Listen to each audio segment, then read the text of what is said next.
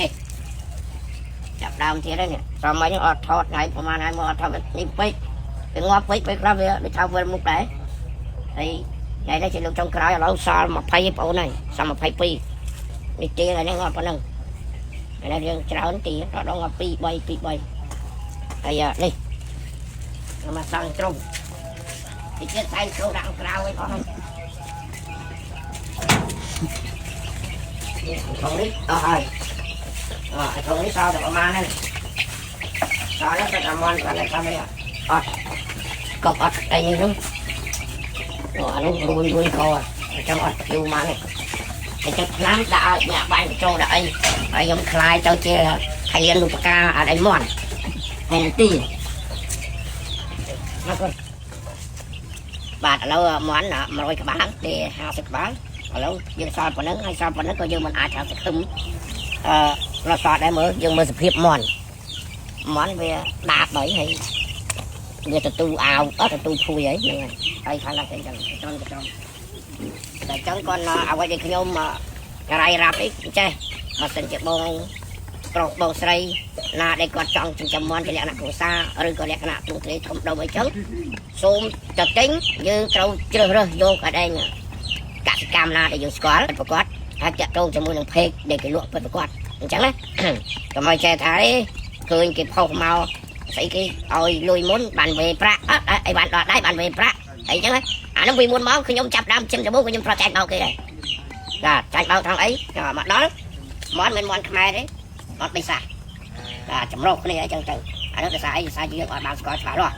អញ្ចឹងគាត់នៅអ្វីដែលខ្ញុំធ្វើវីដេអូខ្លីនេះខ្ញុំផ្ដាំផ្ញើទៅឥឡូវក៏ខ្ញុំឲ្យជួបបទពិសោធន៍ដែរហើយខ្ញុំក៏អាណិតអូនបាទប្រុសបានទៅបែបគាត់បានជួយឧបត្ថម្ភខ្ញុំហើយដល់ពេលឥឡូវឃើញថាអត់នេះទេបាទអត់បានចាំនិយាយថាវាតែថាសភាពមាន់វិញចឹងហើយមិនថាមកដល់គាត់មកដល់ព្រាមងាប់ព្រុសតែចាំមិនថាមាន់នោះវាមិនជាវ៉ាក់សាំងអីត្រឹមត្រូវបើថាមាន់គេជំរុះហ្នឹងហើយវាមានទី1ទី2ទី3ដល់កាលណាទី3ហ្នឹងគេជំរុះចោលចឹងទៅគេមកឲ្យផ្សេងទៀតគេលក់ដឹកដើរតាមភូមិតាមអីហ្នឹងណាបាទកូនទាកូនមាន់អីយើងឃើញហ្នឹងពេលខ្លះល្អអញ្ចឹងគេកាត់តែមកតែមួយថ្ងៃពីរថ្ងៃគឺងាប់អស់ហើយអញ្ចឹងខ្ញុំគិតថាប្រហែលជាបែបអញ្ចឹងឬក៏មាន់នេះគឺលក្ខណៈក្លិនវាអត់ធំបើន័យថាកូនគេចាប់ប្រហែលសាអញ្ចឹងមកគាត់តែដើរជ្រែអញ្ចឹងមកមានអីដែលយកមកប៉ះចំខ្ញុំតែអញ្ចឹងអ្វីដែលខ្ញុំឲ្យថតនេះដល់មកជួយខ្លួនហ្នឹងព្រួយកទាំងអស់ហើយសភាពមាន់កាលណាខ្លាំងអញ្ចឹងហើយឆ្នាំគេបារាក៏ដាក់ត្រូវដែរបាទហ្នឹងមកពីខាងណាក៏ដាក់ត្រូវដែរครับ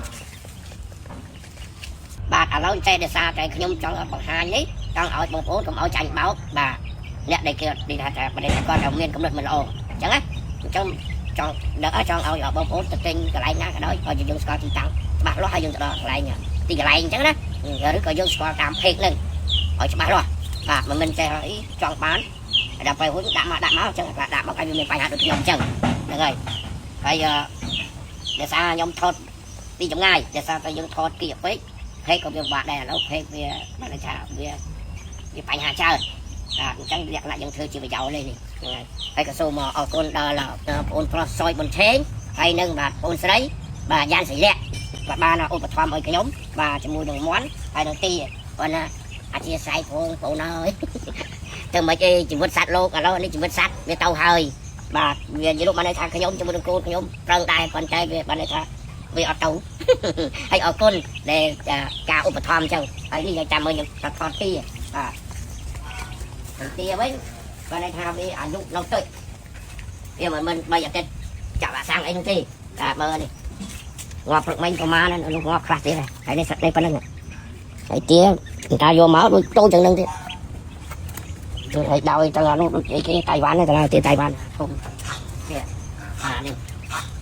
ទាសល់ប្រហែលអត់បានរាប់អត់បានមានទ្រុងទេហើយខ្ញុំអរគុណច្រើនអូននេះជួយបងសុខភាពហើយសង្ឃឹមថាបងប្អូនអ្នកដែលគាត់ចិញ្ចឹមមាន់ចិញ្ចឹមទាឬចិញ្ចឹមសត្វនៅក្នុងអីបាទទីធ្លាទៀត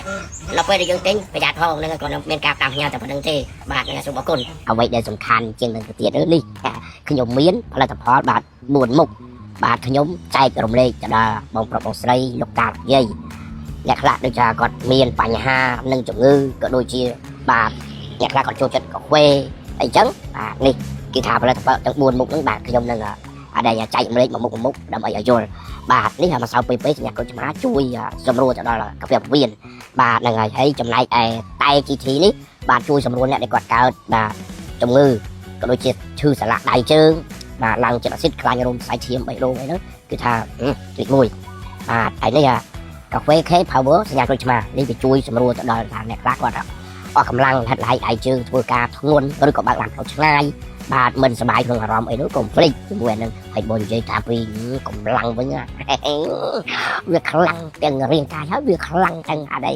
អូនតូចអូនធំហ្នឹងហើយអញ្ចឹងកុំភ្លេចអ្វីដែលខ្ញុំមាននេះខ្ញុំចង់បង្ហាញបាទដើម្បីឲ្យបងប្អូនគាត់បានស្គាល់កាន់តែច្បាស់បាទណាហើយនេះមួយទៀតតែបាទ KNP សញ្ញាក្រូចឆ្មានេះបាទវាជួយទប់ជាតិស្ករមិនឲ្យជាតិស្ករឡើងជាពិសេសអ្នកដែលគាត់មានបញ្ហាជំងឺអីទឹកនោមផ្អែមបាទហ្នឹងហើយនិយាយរួមមកថាមានជំងឺទឹកនោមផ្អែមហ្នឹងធម្មតាអាស្ករនឹងវាឡើងចុះបាទហ្នឹងហើយប៉ុន្តែនេះទប់បាទប្រមាណគឺនៅថេប៉ុណ្ណឹងបាទហើយភាសា